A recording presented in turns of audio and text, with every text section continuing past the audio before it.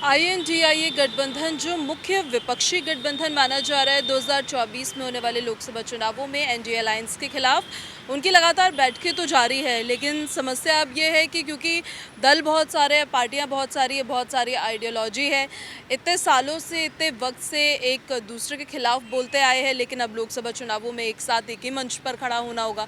उसी को लेकर एक कोऑर्डिनेशन कमेटी बनाई गई है और उसी कोऑर्डिनेशन कमेटी की पहली बैठक हुई शरद पवार के आवास पर। लेकिन इस बैठक में केवल 13 नेता ही मौजूद थे। उन 13 नेताओं पर यह जिम्मेदारी है कि इन तमाम घटक दलों के दरमियान उनको समन्वय स्थापित करना है। जो तमाम तरीके के सवाल उठ रहे हैं उनका जवाब खोजना है। सबसे बड़ा सवाल तो यही है कि ममता बनर्जी और अधीर रंजन चौधरी के दरमियान जो जंग चल रही है, जुबानी जंग, वो आखिर कैसे ख़त्म होगी। दूसरा ये कि बंगाल में टीएमसी और लेफ्ट के बीच जो बरसों से इतने वक्त से अदावत चली आ रही है वो कैसे खत्म होगी। पश्चिम बंगाल कांग्रेस के प्रदेश अध्यक्ष और लोकसभा में विपक्ष के नेता अधीर रंजन चौधरी पटना की पहली बैठक के बाद भी टीएमसी प्रमुख ममता बनर्जी पर हमलावर रही। अधीर रंजन ने G20 डिनर के बहाने भी ममता को घेरा। अधीर ने डिनर को लेकर ममता बनर्जी पर निशाना साधते हुए कहा, क्या इससे मोदी सरकार के खिलाफ उनका रुख कमजोर नहीं होगा। G20 के डिनर में कांग्रेस की सरकार वाले हिमाचल प्रदेश के मुख्यमंत्री सुखविंदर सिंह सुक्खू, जेडीयू नेता और बिहार के मुख्यमंत्री नीतीश कुमार, जेएमएम नेता और झारखंड के मुख्यमंत्री हेमंत सोरेन भी मौजूद थे। फिर भी अधीर बस ममता को ही निशाने पर क्यों ले रहे हैं। कोऑर्डिनेशन कमेटी को इन दोनों नेताओं के बीच समन्वय का रास्ता तलाशना होगा। पश्चिम बंगाल में लेफ्ट और टीएमसी की पुरानी अदावत कैसे सधेगी। कोऑर्डिनेशन कमेटी के लिए इसका जवाब तलाशना भी आसान नहीं होगा। लेफ्ट पार्टियां पुरानी अदावत भूलने को तैयार नहीं है। बार बार लेफ्ट नेता ये कह रहे हैं कि पश्चिम बंगाल में टीएमसी से गठबंधन नहीं हो सकता। इसकी बानगी धूपगुड़ी उपचुनाव में भी देखने को मिली, जहां इंडिया गठबंधन के 3 घटक दलों से 2 उम्मीदवार मैदान में थे। टीएमसी के खिलाफ लेफ्ट ने उम्मीदवार उतारा था, जिसका कांग्रेस ने भी समर्थन किया था। केरल में कांग्रेस और लेफ्ट पार्टी ही मुख्य प्रतिद्वंदी है। ऐसे में क्या इन दोनों का गठबंधन हो पाएगा, क्योंकि जो नंबर 1 की पार्टी होती है, नंबर 2 की पार्टी होती है, उनका गठबंधन काफ़ी मुश्किल हो जाता है। दूसरी तरफ बिहार में कांग्रेस और लेफ्ट ने ही 24 सीटें कुल मिला के मांग ली है। कुल मिलाकर जो सीटें हैं लोकसभा की वो 40 ही है। ऐसे में जो बिहार की 2 बड़ी पार्टीज है आरजेडी और जेडीयू, उनके हाथ क्या लगेगा। केरल में कांग्रेस और लेफ्ट के बीच कैसे बात बनेगी। केरल में कांग्रेस और लेफ्ट ही मुख्य प्रतिद्वंदी है।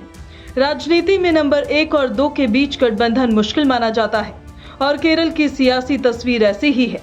हाल के पुथुपल्ली उपचुनाव में कांग्रेस और लेफ्ट दोनों ही दलों ने उम्मीदवार उतारे थे। तमिलनाडु, पश्चिम बंगाल और बिहार में साथ चल रहे लेफ्ट और कांग्रेस की राहें क्या केरल में भी एक हो पाएंगी, ये एक बड़ा सवाल है। लोकसभा चुनाव में समुद्र तटीय राज्य दोनों दलों की प्रतिद्वंद्विता के अंत का गवाह बनेगा या एक फ्रेंडली फाइट होगी। बिहार में सीटों को लेकर अभी से ही घमासान शुरू हो गया है। कांग्रेस ने 9 और लेफ्ट पार्टियों ने 15 सीटों की डिमांड रख दी है। बिहार में लोकसभा की कुल 40 सीटें ही हैं और इनमें से 24 सीटें कांग्रेस और लेफ्ट को ही दे दी गई। तो आरजेडी और जेडीयू का क्या होगा। जेडीयू के 16 सांसद हैं, जबकि आरजेडी बिहार विधानसभा में सबसे बड़ी पार्टी है। ऐसे में बिहार में कांग्रेस और लेफ्ट की 24 सीटों की डिमांड का क्या होगा, ये भी एक बड़ा सवाल है। हाल फिलहाल में घोसी में उपचुनाव हुए, उसके बाद अगर समाजवादी पार्टी की सीट्स की डिमांड बढ़ जाती है तो फिर तब क्या किया जाएगा। क्या बसपा की एंट्री इस गठबंधन में हो सकती है, क्योंकि उस उपचुनाव में बसपा ने अपना कैंडिडेट नहीं उतारा था, जिसकी वजह से समाजवादी पार्टी की जीत बड़ी आसानी से हो गई थी। दूसरी चीज़ ये है कि आम आदमी पार्टी और कांग्रेस के बीच में सामंजस्य कैसे बैठाया जाएगा। उत्तर प्रदेश की घोसी विधानसभा सीट के उपचुनाव में जीत के बाद सपा फ्रंट सीट पर आ गई है। सपा प्रमुख अखिलेश यादव कहते भी रहे हैं कि यूपी में जो पार्टियां बीजेपी को हराना चाहती है वो सपा के साथ आए। घोसी उपचुनाव के नतीजों ने अखिलेश के दावे को और मजबूत कर दिया है। ऐसे में अगर अब सपा की डिमांड बढ़ती है तो कैसे राह निकलेगी। घोसी के नतीजों के बाद विपक्षी गठबंधन में बसपा की एंट्री को लेकर फिर से सुगबुगाहट है। घोसी में बसपा ने कैंडिडेट नहीं उतारा। सपा की बड़ी जीत के लिए इसे भी श्रेय दिया जा रहा है। ऐसे में ये चर्चा भी शुरू हो गई है कि विपक्षी गठबंधन में बसपा का होना कितना जरूरी है।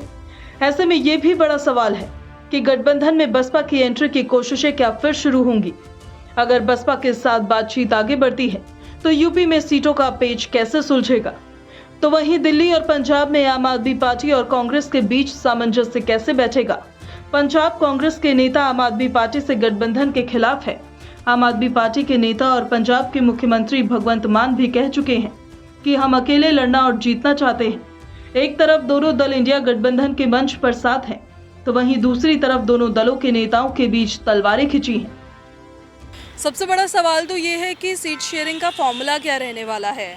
लोकसभा में एक साथ चलो और विधानसभा में अकेला चलो, ये फॉर्मूला कितना सार्थक होने वाला है। और उससे बड़ी चीज़ ये है कि नेता तो सारे एक मंच पर आ गए, लेकिन जो कार्यकर्ता है उनको एक साथ कैसे लाया जाएगा। इंडिया गठबंधन की 3 बैठकें हो चुकी है। हर पार्टी जल्द से जल्द सीट शेयरिंग का मसला हल करना चाहती है, लेकिन अब तक इस दिशा में कुछ नहीं हुआ है। पश्चिम बंगाल से लेकर बिहार तक, यूपी और दिल्ली पंजाब तक की सीट शेयरिंग विपक्षी गठबंधन के लिए बड़ी चुनौती बनी हुई है। एक पर एक फॉर्मूले की बात तो हर दल कर रहा है, लेकिन ये संभव कैसे होगा, ये एक बड़ा सवाल है। गठबंधन में अलग अलग वैचारिक पृष्ठभूमि वाली पार्टियां एक मंच पर तो आ गई हैं। नेता मंच साझा कर रहे हैं, साथ लड़ने की बातें कर रहे हैं, चुनाव जीतने के दावे कर रहे हैं, लेकिन उन कार्यकर्ताओं में सामंजस्य आखिर कैसे बनेगा जो धरातल पर एक दूसरे का विरोध करते रहे हैं। पश्चिम बंगाल इसका सबसे अच्छा उदाहरण है, जहां कार्यकर्ताओं की कौन कहे, अधीर और ममता के बीच भी समन्वय स्थापित नहीं हो पा रहा। लोकसभा चुनाव में साथ, लेकिन विधानसभा चुनाव में अलग अलग, एक गठबंधन और अलग चुनाव में अलग राह का फॉर्मूला आखिर कैसे चलेगा। आम आदमी पार्टी ने हरियाणा विधानसभा चुनाव में अभी से ही अपनी 90 सीटों पर उम्मीदवार उतारने का ऐलान किया है। मध्य प्रदेश और छत्तीसगढ़ में भी पार्टी 20 उम्मीदवारों के नाम का ऐलान कर चुकी है। इससे भ्रम की स्थिति उत्पन्न होगी। विरोधी निश्चित रूप से इसे लोकसभा चुनाव में भी कैश कराने की कोशिश करेंगे। ऐसे में संभावित नुकसान से बचने का रास्ता कैसे निकलेगा, ये एक बड़ा सवाल है। उसी को लेकर इंडिया गठबंधन की आज की पहली कोऑर्डिनेशन मीटिंग हो रही है, जिसको काफी अहम माना जा रहा है।